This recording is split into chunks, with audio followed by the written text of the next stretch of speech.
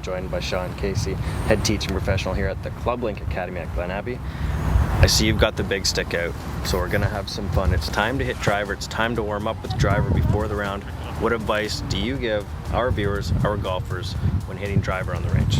Yeah, it's an important club.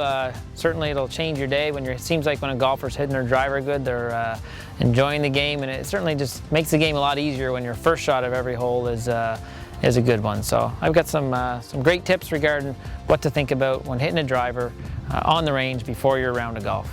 So we're on the range before your round of golf, got the driver in hand, already gone through a good warm-up, some stretches, worked on some fundamentals, and after I feel warmed up, and probably the last club I'm going to use before I go tee off and play golf is I'm going to make sure I hit a few drives. It's the club I'm probably going to tee off with on the first hole, and I want to make sure I'm feeling good and feeling comfortable about swinging the driver. So a couple things. One is, as we alluded to in a previous segment here on TaylorMade Swing School, is the setup, how to set up. I'm going to just briefly review that. With your driver, remember, it is a wider stance. It's not shoulder width. You're going to widen it out, generate more club head speed. You want to make sure you got a nice stable base that can support that. The other thing is that unlike irons, we're not going to try to come down and hit down into the ball. It's a little bit more shallow. Maybe think of it as more of an ascending approach to the ball. So, it's wider stance, but also my center, if the ball is up here, my center is behind the ball. Okay, notice my hands are not forward pressed. So that's a good setup for a driver. You'll notice this left shoulder's higher than the right. And I got a nice stable base, and I'm ready to go. And I should be able to, from this setup, come in nice and shallow, low as opposed to steep. Come in shallow and basically hit the ball off the tee without coming down at it too much. So that's a good setup for you. From a swing standpoint, before you play, yes, I understand you want to hit it far, you want to hit it hard, you want to get that ball out there. Make sure you're creating some speed. We do want you to give it a swing and generate some club head speed to help you get the ball out there, but make sure you can do it consistently.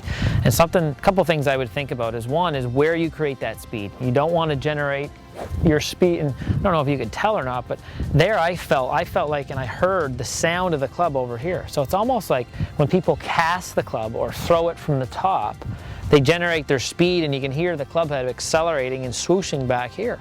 So something simple to think about that's a nice feeling, not too mechanical, is to try to hear the sound of the club speeding up and swooshing more over this way, where the ball would be. So there I felt like, and I heard the sound being created more over here. Okay, and it's just a nice thing to think about. I'm not thinking about where my arms are, my hands, my swing plane, all kinds of stuff. I'm thinking about creating speed at the right spot.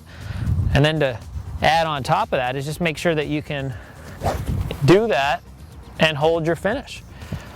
And if you can hold your finish every time, and I know Tiger Woods' father taught him that at a young age, is go ahead and give it a swing. Give it a good swing, create some speed, swing hard, whatever you want to think about. Go ahead and give it a go, but make sure there's consistency. Make sure it's repeatable. So that means it's not full. It's not 100%, it's not full speed, but it's at a speed that's something less than that is more repeatable and allows you to maintain your finish. So remember, good setup with the driver first. Make sure you're set up properly. Generate some speed. Make a few practice swings, create that sound a little more to the left, and then make sure that after that you can maintain your balance and put a good consistent follow through on your swing. I think if you can do all three of those things, you should be able to get yourself off the tee nicely and get a nice first shot to each hole. So good luck with that, and hope to see you next time on the TaylorMade Swing School.